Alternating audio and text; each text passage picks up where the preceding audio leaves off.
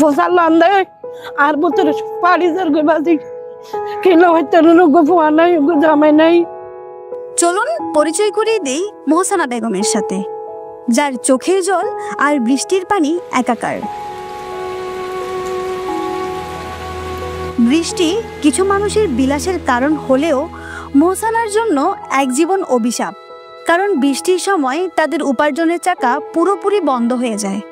তাহলে কি এমন কাজ করেন যেখানে বৃষ্টি পড়লেই মোহসানার আয় বন্ধ হয়ে যায়?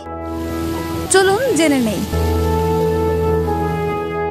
মোহসানা বসবাস করেন কক্সবাজার শহরের নাজিরার টেক মুস্তাকপাড়ায়। ত্রিপলের ছাউনি আর পাশে কালো পলিথিনে মোড়ানো জরাজীর্ণ ঘরে এক মেয়েকে নিয়ে জীবন কাটে তার। স্বামীর খবর নেই অনেক বছর হলো। বেঁচে আছেন নাকি মারা গেছেন সেই খবরটির অপেক্ষায় থাকা মোহসানা এখনো বিশ্বাস করেন স্বামী একদিন ফিরে আসবেন আর তার সব দুঃখ মুছে দেবেন। কিন্তু সাগরে মাছ ধরতে গিয়ে নিখোঁজ স্বামী কি আদৌ ফিরে আসবে? নাজিরার টেক শুটকি পল্লী ঘিরে প্রতিদিন পুরুষের সাথে পাল্লা দিয়ে রৌদ্রের খড়তাপে কাজ করে নারীরা। তাদের মধ্যে একজন মোহসানা। গ্রীষ্মে জীবনের চাকা মোটামুটি চললেও বর্ষা আসলেই মুহূর্তেই পাল্টে যায় নারীদের জীবনের গতি। শুটকি পল্লীতে এ সময় নারীদের কর্মে নেমে পড়ে ধস। অনেকটা অলস কিংবা বেকারত্বের দিন যায় তাদের।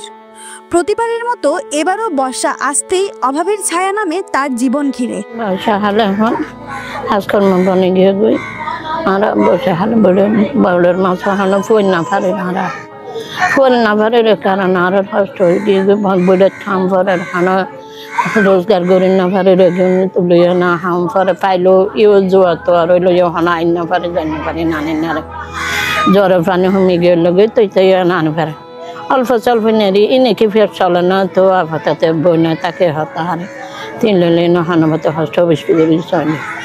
বর্ষায় বেকারত্বের অসহায় গুছাতে মোহসানা এখন বাড়ির আশেপাশে সামান্য শাকসবজি রোপণ করছেন দুমুঠো আহারের খোঁজে। কিন্তু তাতেও একবেলা খেলে দুবেলা থাকতে হয় অনাহারে। এই ব্যাপারটা হানো আজ টিয়া হয়েছে হানো বিক্রি তো নাও করে বহুত বহুত মানুষের না জানে যারা পাই তারা তো নানি খুঁজে হাজি তো গিদে বাজে হাতুরা দিদি বউ বইনে আবার তারা দেখি বউ বই গরিদে বাজি হানতে গড়ি না পারি। জমে থাকা সীমাহীন আবেগ আর কষ্ট লুকাতে পারেননি ক্যামেরার সামনে। অশ্রুর গতি দ্বারা যেন ছেয়ে গেছে মুহূর্তের মধ্যেই। কয়েক মাস আগে নিজের কুড়ে ঘরটি অনাকাঙ্ক্ষিত আগুনের লেলিহানে পড়ে যায় মোহসানার। তাতেই যেন স্বপ্ন ভেঙে চৌচির হৃদয় জুড়ে। যদিও এলাকাবাসী সহযোগিতা করে নতুন করে জুড়ে দেয় বাড়ি, তবে এক বুক আশা নিয়ে থাকলেও সেই সময় মিলেনি সরকারের কোনো সহযোগিতা।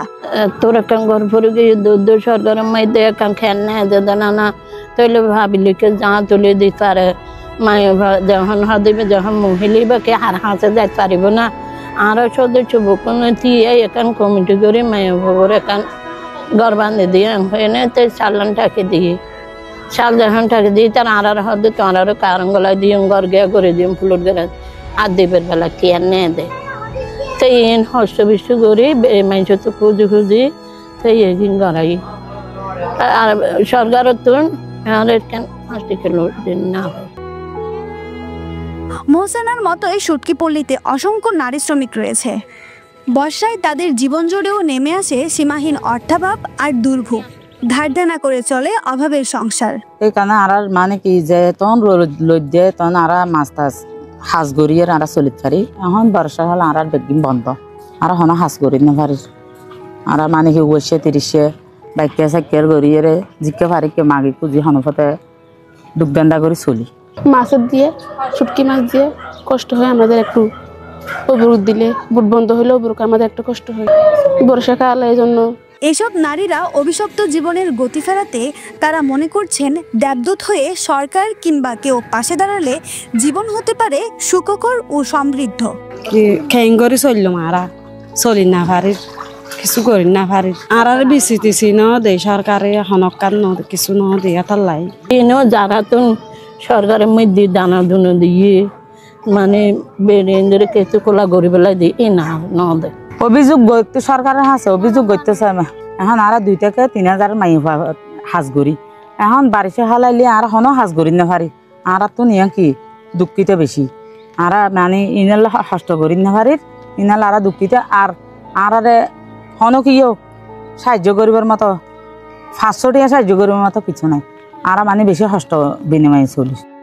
শুটকি ব্যবসায়ীরা বলছেন শুটকি পল্লীতে পুরুষের চেয়ে নারী শ্রমিকের সংখ্যা বেশি। তাদের দেওয়া তথ্য মতে 3000 পুরুষ শ্রমিকের সাথে সেখানে কর্মরত আছে 4000 নারী শ্রমিক।